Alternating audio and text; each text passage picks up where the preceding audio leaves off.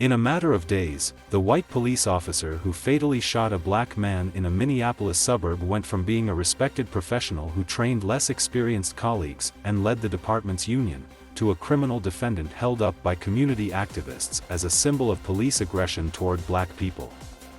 Former Brooklyn Center police officer Kim Potter shot 20-year-old Daunte Wright in the chest during a Sunday traffic stop while she was training other officers. She offered her resignation Tuesday as outrage grew over Wright's death, and Brooklyn Center Mayor Mike Elliott moved to fire her. The 26-year veteran was arrested Wednesday and charged with second-degree manslaughter. Potter said in a resignation letter that she had loved every minute of being a police officer and serving this community, but felt resigning was, in the best interest of the community, the department, and my fellow officers. Tim Gannon, the Brooklyn Center police chief, who also resigned Tuesday, has said Potter meant to fire her taser at Wright. He called the shooting an accidental discharge. But activists said that was no excuse, that with her years of experience, Potter should not have made that mistake. And now they want more than her resignation, they want to make sure she can never work as a police officer again. For the 48-year-old Potter, being an officer extended far beyond going out on patrol. She also rose to become the local union president and traveled across the state with the Minnesota Law Enforcement Memorial Association's Honor Guard, which marches at funerals and memorials for officers killed on the line of duty.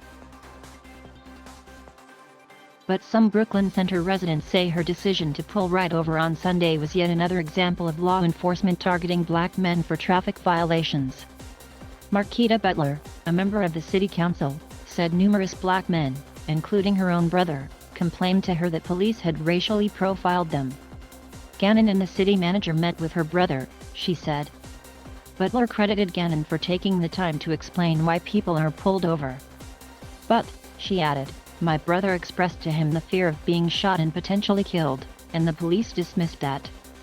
Butler said as the city works to recover from Wright's death, she wants to make it easier to file complaints with the police department and to reimagine what policing looks like.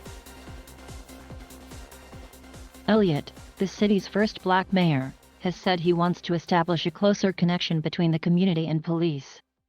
He pointed out that among the city's roughly 50 police officers, very few are people of color and none live in Brooklyn Center. Jonathan Mason, who mentored Wright while he was in high school, said he and other community activists are seeking the release of Potter's service record, including potential complaints about her previous interactions with residents of color.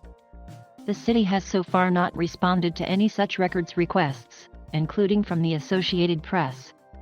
Potter's attorney, Earl Gray, did not return a telephone call seeking comment.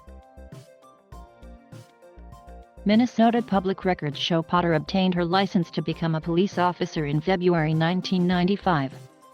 She had graduated the previous year from St. Mary's University of Minnesota with a major in criminal justice. In 2019, the year she became union president, she guided several other officers through the aftermath of a police shooting of a man with autism, according to a report from the Hennepin County Attorney's Office.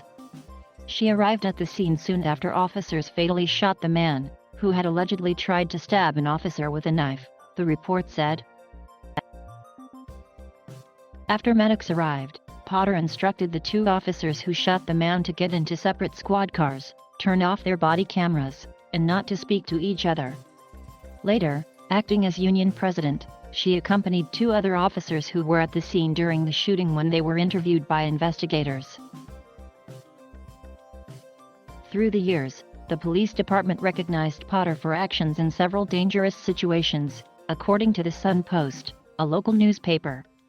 In 2014, she responded to a house fire and was credited with helping save 9 people inside.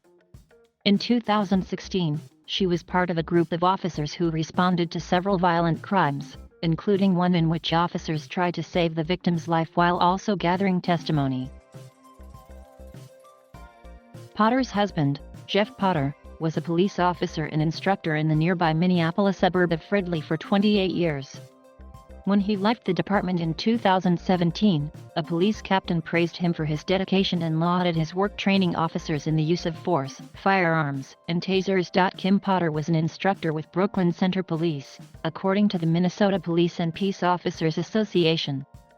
She was training 2 other officers when they stopped Wright, the association's leader, Brian Peters, told the Star Tribune.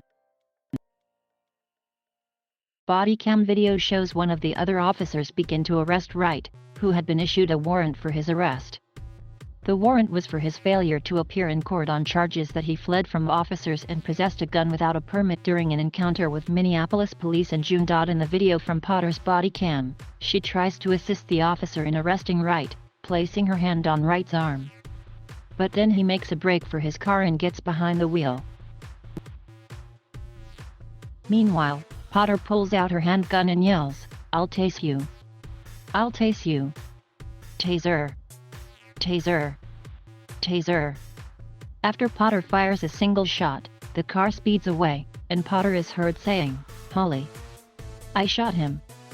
On Wednesday, Potter was booked into the Hennepin County Jail. She later posted $100,000 bond, according to online records.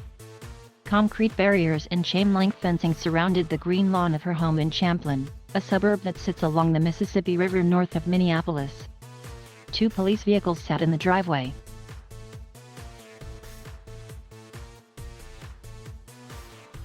Thank you for watching. Please subscribe